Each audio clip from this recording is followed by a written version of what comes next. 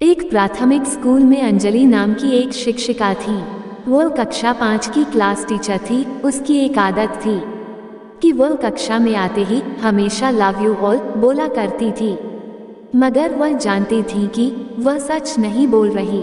वो कक्षा के सभी बच्चों से एक जैसा प्यार नहीं करती थी। कक्षा में एक ऐसा बच्चा था जो उनको फटी आंख भी नहीं भाता था। उसका नाम राजू था। राजू मैली कुचेली स्थिति में स्कूल आ जाया करता है। उसके बाल खराब होते, जूतों के बंद खुले, शर्ट के कॉलर पर मेल के निशान। पढ़ाई के दौरान भी उसका ध्यान कहीं और होता था।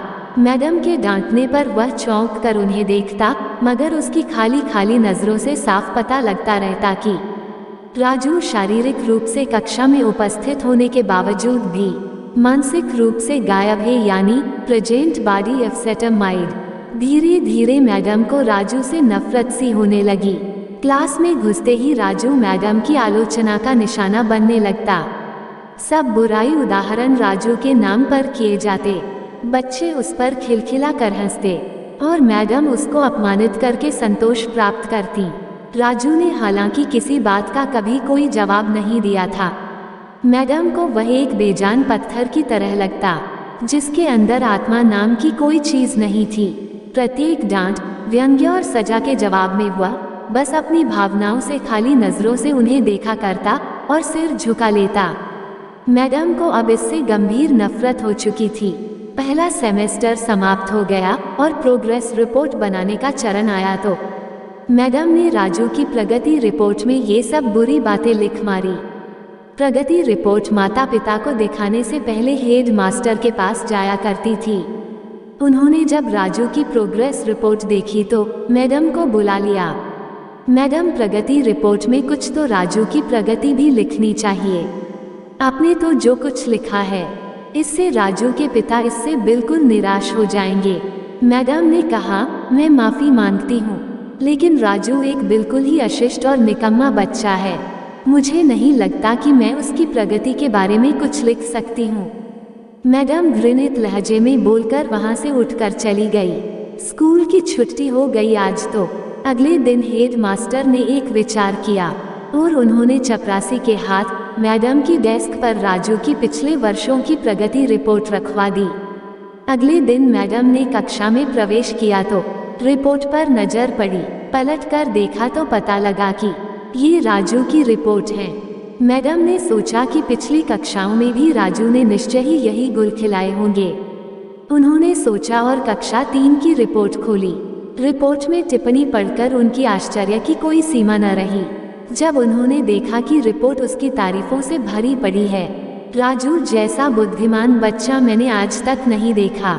बेहद संवेदनशील बच्चा है और अपने मित्रों और शिक्षक से बेहद लगाव रखता है। ये लिखा था। अंतिम सेमेस्टर में भी राजू ने प्रथम स्थान प्राप्त कर लिया है। मैडम ने अनिश्चित स्थिति में कक्षा 4 की रिपोर्ट खोली। राजू ने अपनी मां की बीमारी का बेहद प्रभाव लिया। उसका ध्यान पढ़ाई से हट रहा है। राजू की मां को अंतिम चरण का कैंसर हुआ है। घर पर उसका और कोई ध्यान रखने वाला नहीं है, जिसका गहरा प्रभाव उसकी पढ़ाई पर पड़ा है। यही लिखा हुआ था। नीचे हेड मास्टर ने लिखा कि राजू की मां मर चुकी है और इसके साथ ही राजू के जीवन की चमक और रौनक भी।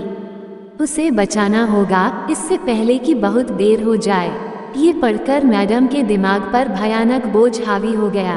कांपते हाथों से उन्होंने प्रगति रिपोर्ट बंद की। मैडम की आंखों से आंसू एक के बाद एक गिरने लगे।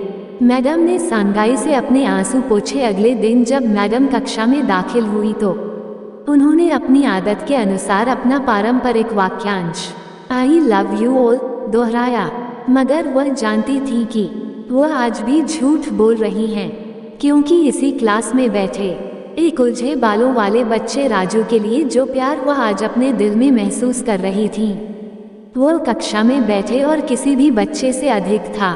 पढ़ाई के दौरान उन्होंने रोजाना दिनचर्या की तरह एक सवाल राजू पर दागा और हमेशा की तरह राजू ने सिर झुका लिया।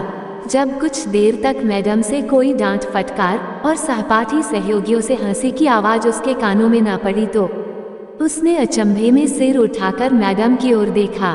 अप्रत्याशित उनके माथे पर आज बल न थे, वह मुस्कुरा रही थीं। उन्होंने राजू को अपने पास बुलाया और उसे सवाल का जवाब बताकर जबरन दोहराने के लिए कहा। राजू 3-4 बार के आग्रह के बाद अंततः बोल ही पड़ा। इसके जवाब देते ही मैडम ने न सिर्फ खुद खुशांदाज होकर तालियां बजाईं, बल्कि सभी बच्चों से भी बजवाए। फिर तो ये दिनचर्या बन गई। मैडम हर सवाल का जवाब अपने आप बताती और फिर उसकी खूब सराहना तारीफ करती। प्रत्येक अच्छा उदाहरण राजू के कारण दिया जाने लगा।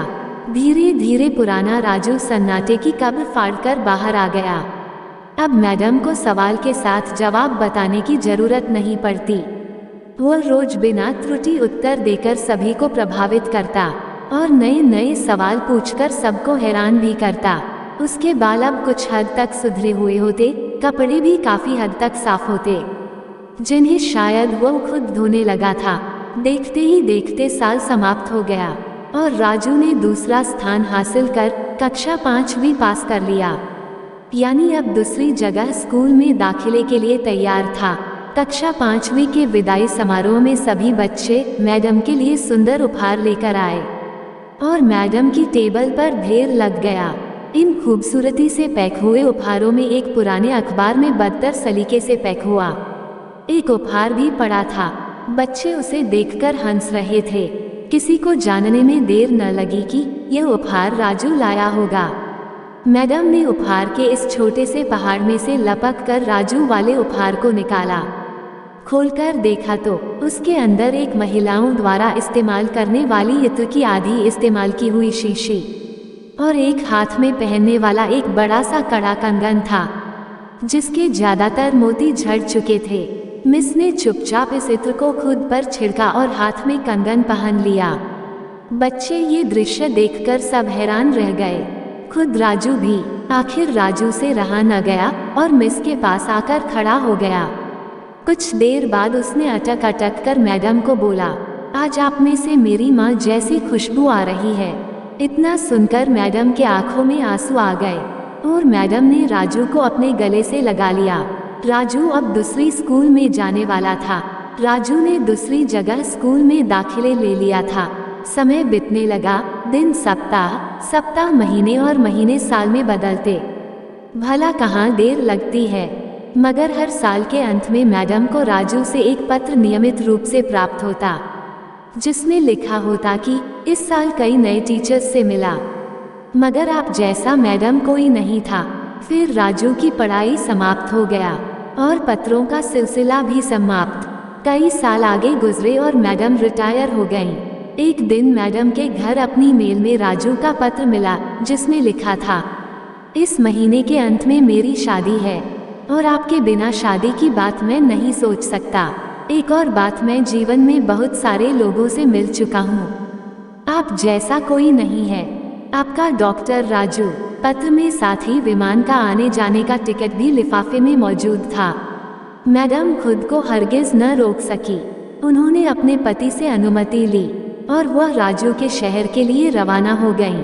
शादी के दिन जब वह शादी की जगह पहुंची तो थोड़ी लेट हो चुकी थी। उन्हें लगा समारोह समाप्त हो चुका होगा, मगर ये देखकर उनके आश्चर्य की सीमा न रही कि शहर के बड़े डॉक्टर, बिजनेसमैन और यहाँ तक कि वहाँ पर शादी कराने वाले पंडित जी भी थक गए थे कि आखिर कौन आना बाकी है।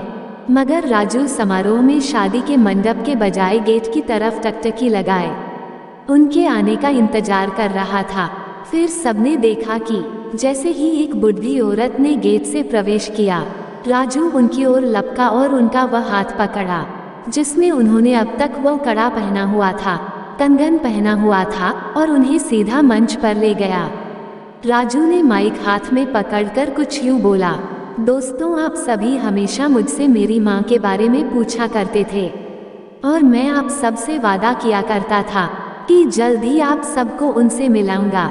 ध्यान से देखो, यह मेरी प्यारी सी माँ है, दुनिया की सबसे अच्छी है। यह मेरी माँ, यह मेरी माँ है। प्रिय दोस्तों, इस सुंदर कहानी को सिर्फ शिक्षक और शिष्य के रिश्ते के कारण ही मत सोचिएगा। अपने आसपास देखें, राजू जैसे कई फूल मुरझा रहे हैं जिन्हें आपका जरा सा ध्यान, प्यार और स्नेह नया जीवन दे सकता है। यदि आपको यह वीडियो पसंद आया तो वीडियो को लाइक करें, शेयर करें और भी ऐसे वीडियो देखने के लिए हमारे चैनल को सब्सक्राइब करना ना भूलें। धन्यवाद।